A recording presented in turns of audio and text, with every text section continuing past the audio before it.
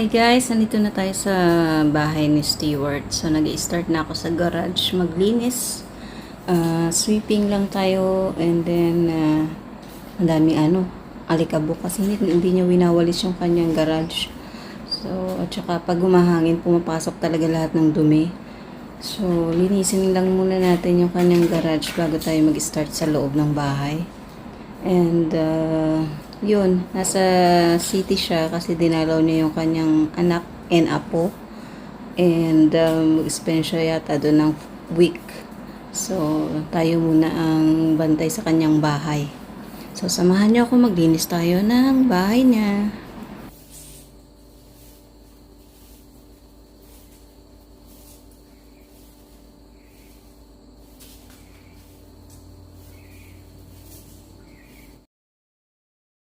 Ayan, nandito na tayo sa loob ng bahay niya and makikita nyo yung area na lilinisin natin. Medyo mapapalaban tayo guys.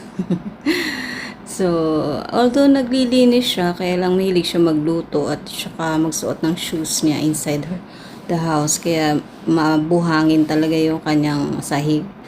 And yan, mag-i-start na tayong maglinis para matapos tayo ng maaga. So, unahin ko yung sa kitchen. Inuna ko yung kanyang yung kitchen area. Pati disinfect natin yun, nilinis natin. Pati yung mga windows para matanggal yung mga alikabok. So, ganyan lang yung aking simple na paglilinis kasi wala naman akong training talaga sa paglilinis. So, kung paano lang ako maglinis talaga sa bahay, ganun din yung ginagawa ko sa bahay niya.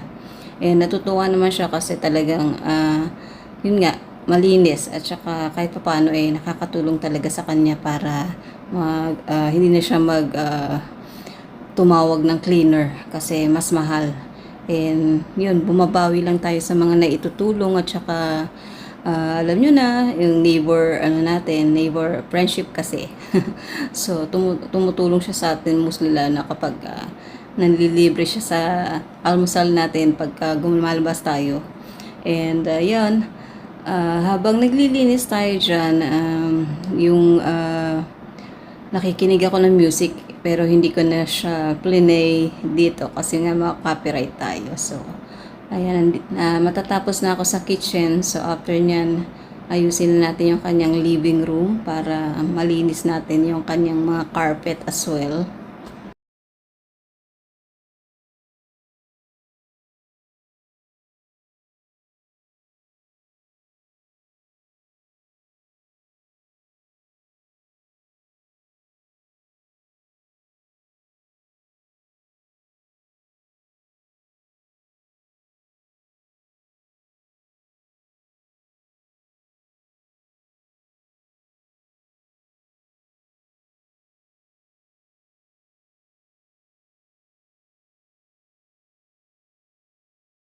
So, ito na yung kanyang living room. Sa living room niya, marami siyang carpet na nakalatag. Yung, ewan ko bakit siya nagka-carpet. Dapat, tawag dito, yung ginamit niya yung talagang pang whole area. Kaso yung carpet niya pang kung saan lang merong display, dun siya naglalagay ng carpet. Siyempre, napupuno yun ng alikabok. So, yun. Yun yung mahirap pagka may carpet ka kasi talaga.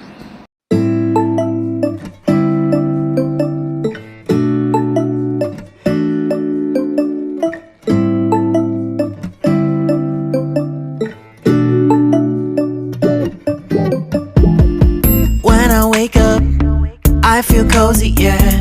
Can you hold up? Don't need no coffee yet. Got no makeup. How do you look so fine? Plus up, plus up. How did I make you mine? Stay a minute, another minute. Hold on a second, I love this moment, yeah. Stay a minute, another minute. Hold on a second, I love this moment, yeah.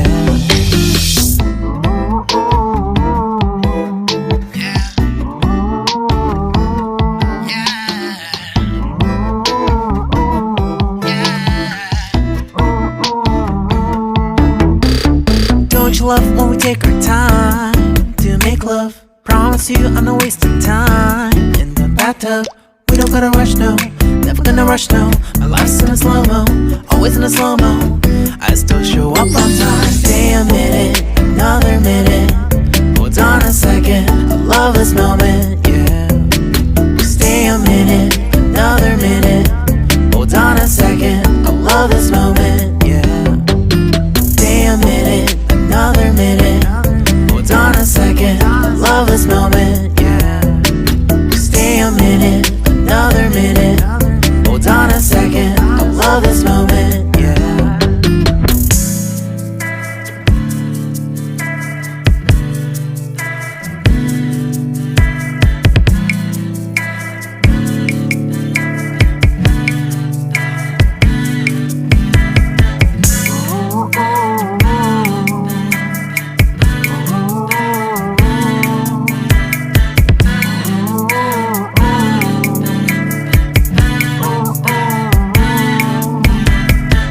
You got me feeling loved, even though I hold us up. Let me know if you ever think that I am being too much. You got me feeling loved, even though I hold us up. Let me know if you ever think that I am being so. Just stay a minute, another minute. Hold on a second. So, ito ang disadvantage pag naka-carpet ka. Ayan yung carpet niya. Na i-stay alikabok pag hindi mo nililinis ng every month or every 2 weeks. Yan. So, I'm almost done. Ano na lang, konting sweeping na lang. Then, babalik ko na yung kanyang mga carpet. And I'm done. So, nag-start ako dito ng 7:30. It's already 9:22. So, medyo mahaba-haba na yung oras ko. I need to go back sa bahay kasi mabangon na yun si Polar Bear anytime para mag-breakfast. And ako din, I haven't had any breakfast at all. So, yan. Finish ko na to. See you later. Nakalimutan ko yung room niya. Hindi ko pa pala siya nalinis. So, when I check the room, ayun, ang dumi pala ng windows niya. Kaya kailangan ko siyang punasan. And ayusin yung kanyang kama and magwalis-walis sa kanyang room. So, tinapos ko muna yung kwarto niya bago ko umuwi.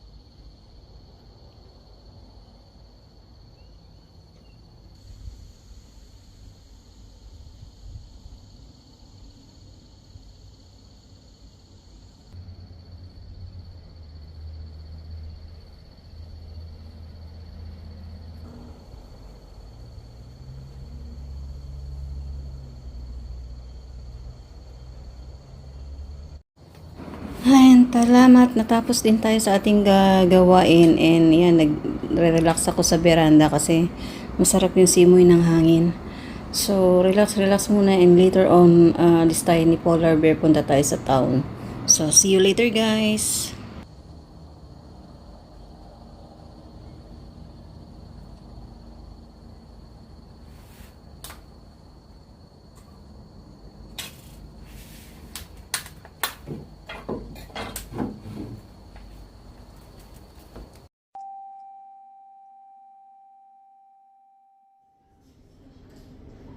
Ayan, afternoon na, kasama na natin si Polar Bear. Nagpunta kami sa town, sa bank at saka sa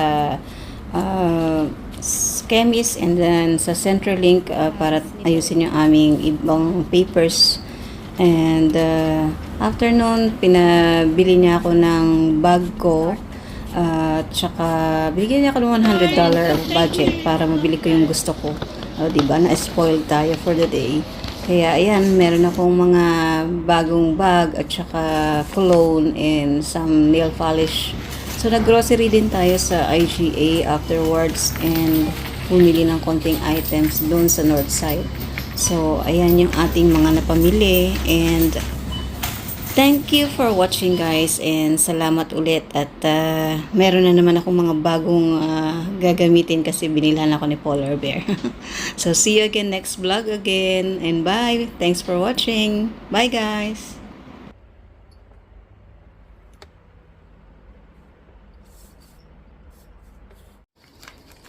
Ito pala yung dinner namin na binili namin sa Asian shop. Ayan. Fish and chips. So, ayan ang dinner namin later.